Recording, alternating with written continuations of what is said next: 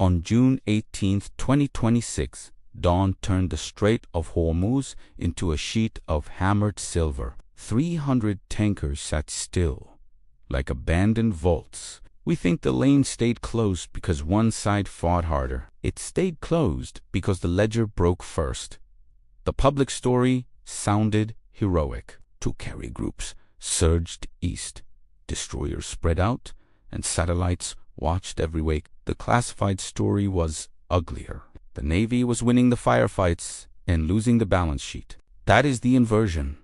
No American cruiser sank. No carrier burned. Yet the operation drifted toward bankruptcy, because every cheap Iranian threat forced an expensive American answer. War is usually sold as steel, courage, and flags. But Hormuz was an accounting thriller. Insolvency stalked the battlefield before any admiral admitted it. The real enemy was cost. At its peak, American sea power looked almost mythic. Flat decks glittered under floodlights. Destroyers moved in disciplined columns. Jet fuel, radar glow, polished brass, and missile cells created the illusion of infinite force. The empire of logistics looked flawless. Cargo aircraft fed the carriers. Oilers fed the escorts. Contractors, insurers, satellite firms, and ports formed an invisible kingdom behind the fleet. It felt bottomless, and Hormuz mattered enough to justify the spectacle. Nearly a fifth of globally traded oil touched that narrow artery. Insurance markets watched it by the minute. Traders priced entire continents around its pulse. The United States Navy was built to dominate oceans, not narrow alleys. It was magnificent in blue water. It was terrifying against submarines, frigates, bombers, and missile salvos. It looked unbeatable. But beneath the surface, the foundation was rock. The fleet's strength came from premium weapons, premium platforms, and premium assumptions. Hormuz punished all three. It was a gutter fight, not a parade. The fatal flaw was addiction. For decades, Washington built a force designed to kill expensive things with even more expensive things. Carrier aviation, long-range missiles, and layered defense made perfect sense against peer fleets. They made terrible financial sense against swarms. Iran understood that better than many admirals did. Tehran did not need to win the war at sea. It only needed to distort the American exchange rate. That was the trap. A speedboat with rockets, cameras, and a trained crew might cost $80,000. A missile fired to stop it could cost $1.5 million. Some interceptors cost far more. The arithmetic was predatory. That arithmetic became the real antagonist. Not a general, not a cleric, not a single ship captain. The antagonist was the market itself, backed by bondholders, insurers, and the oil screen blinking red. By February 28, 2026, the closure hardened into crisis. Commercial traffic dropped like a guillotine. Rates for war risk insurance tripled in days. Charter contracts froze, then vanished. By March 3, tanker operators began anchoring outside the Gulfing clusters. By March 2, Asian refiners were paying panic premiums. By March 12, European utilities started emergency purchases. Everybody smelled shortage. The first naval response was textbook and expensive. Escort lanes were planned. Reconnaissance flights expanded. Missiles were allocated by thread band, then reallocated, then hoarded. Commanders could already see the bleed. Every day the lane remained shut cost staggering money. Analysts inside shipping firms estimated global disruption at nearly $40 billion per week. Think about the scale of that. A week became a wound. Then came the rule of three. The tankers stopped moving. The insurers stopped believing. The market stopped waiting. Once those three pillars crack, strategy becomes triage. American ships were not helpless. Far from it. An Aegis destroyer could swat aircraft from the sky and track threats across enormous distances. But Hormuz reduced high technology to ugly close-range math. A radar loves clean separation. Hormuz offered clutter. Fishing dhows, tugs, civilian freighters, smugglers, ferries, and armed skiffs shared the same water. Every contact looked guilty until proven innocent. The 5-inch deck gun had power, but not enough tempo. Close-in weapons could shred threats, but magazines drained fast. Helicopters helped, yet their endurance and payload were limited. The swarm kept the initiative. Carrier jets were even more revealing. They were masterpieces of speed, sensors, and cost. But speed can become blindness. At high closure rates, visual identification shrinks into a blink. That mattered because the wrong kill would be catastrophic. One dead fishing crew on a viral video could ignite the region. One mistaken strike on a merchant hull could fracture the coalition. Precision was not enough. By late March, commanders were fighting two wars at once. One war was against boats, drones, and missile teams. The second war was against spreadsheets. The second war was winning. Operations officers began tracking expenditure per destroyed target with grim fascination. The ratios were obscene. A wave of cheap attackers could pull millions from magazines in minutes. Victory started to resemble liquidation. On April 2nd, a closed-door review took place in Bahrain. Here, admirals, logisticians, insurers, and procurement officers stared at the same numbers. The tactical charts looked manageable. The balance sheet looked terminal. One slide broke the room. It compared sortie costs, missile costs, and target values across 32 engagements. Cheap hulls were forcing premium kills. The phrase unsustainable exchange appeared twice in red. That meeting was the smoking gun. Not because anyone surrendered there, because that was the moment the war was renamed. It was no longer a naval suppression problem. It was a foreclosure. The unofficial transcript was brutally simple. "We can keep shooting," one officer said, "but we cannot keep spending like this." Another answered, "Then we are not short of weapons. We are short of affordability." That is when the ghost returned. The A-10 Thunderbolt II, the Warthog, a machine so unfashionable that serious men had spent years trying to retire it. Now, the discarded tool looked like liquid cash. The A-10 had always offended Pentagon fashion. It was slow, loud, ugly, and stubborn. It looked like a workshop accident with wings, which is exactly why it fit Hormuz, because the Warthog was built around brutal economics. Its 30mm cannon turned metal into a low-cost verdict. A burst could rip apart fiberglass, engines, mounts, and confidence. The kill chain was cheap. One depleted uranium round cost a fraction of a missile shot. Even using premium ammunition, the gun made destruction affordable again.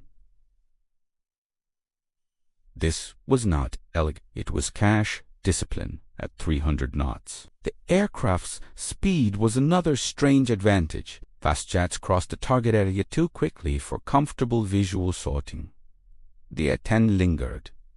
It looked, it decided, then it fired. Loiter time changed every. The Warthog could circle, observe patterns, and wait for behavior to reveal intent. Swarm doctrine depends on compression and surprise. Persistent eyes suffocate both.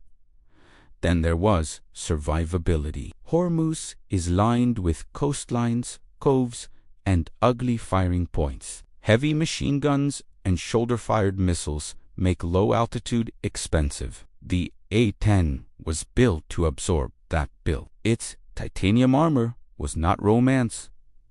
It was accounting. Armor buys one more pass, one more convoy, one more hour over the lane. In a financial war, endurance is currency. The first mixed deployments began on April 9.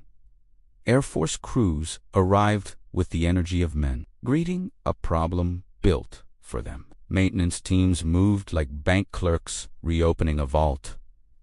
Suddenly the equation changed. The first patrol boxers were brutally simple. Warthogs worked low and wide, scanning the corridor and its edges. Navy destroyers shifted upward, saving missile cells for cruise missiles and ballistic threats. Cheap kills moved downward.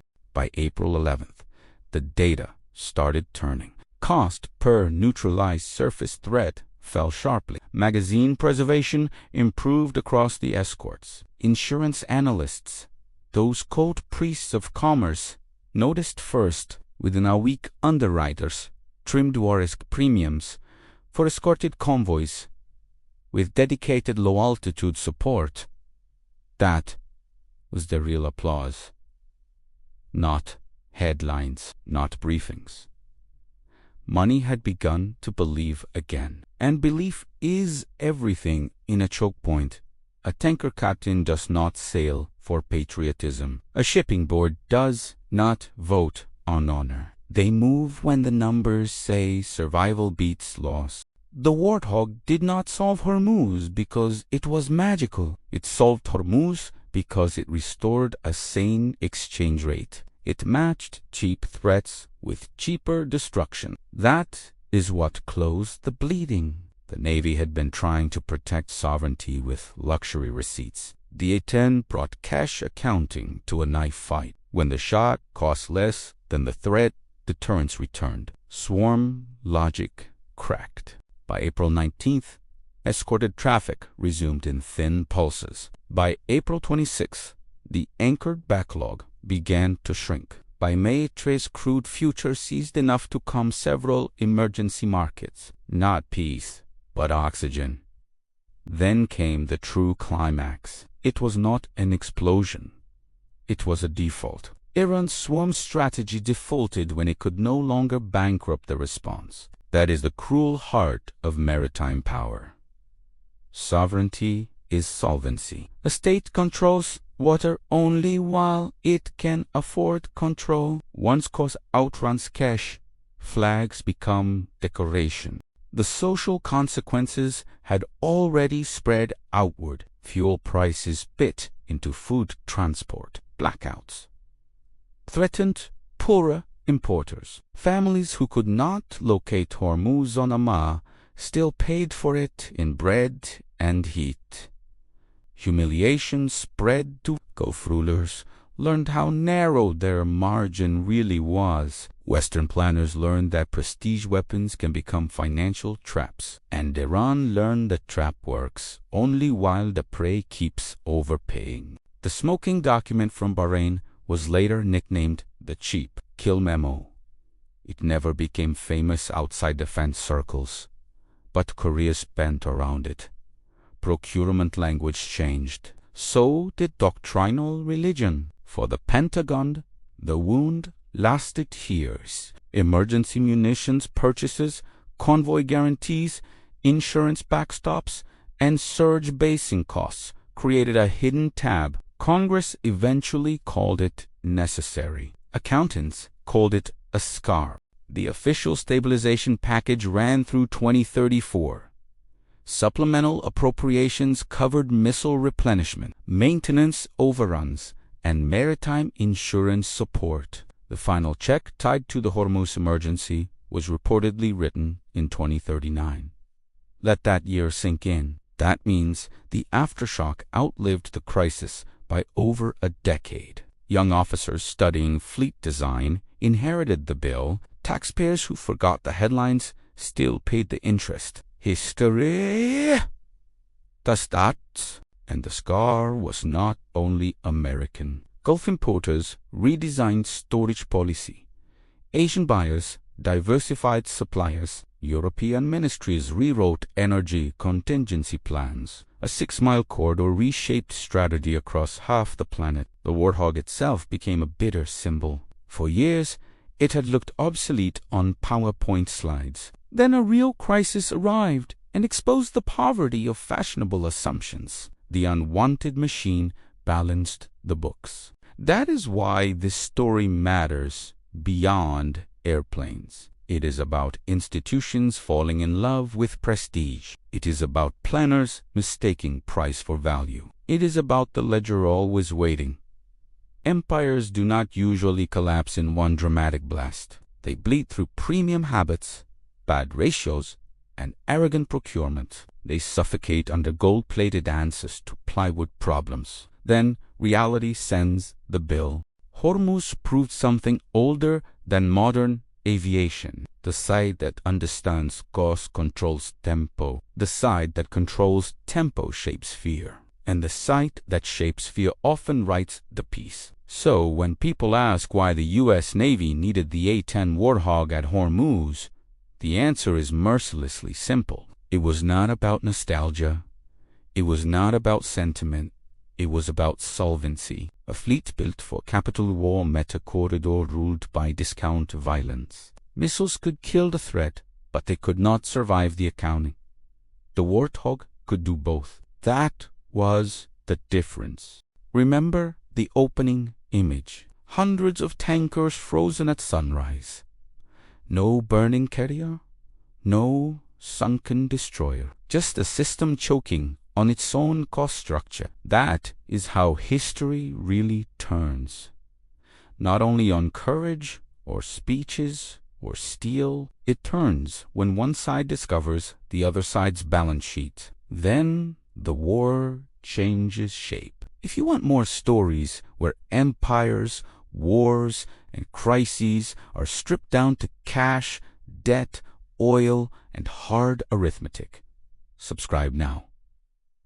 Most people watch history like theater. You should learn to read the ledger first.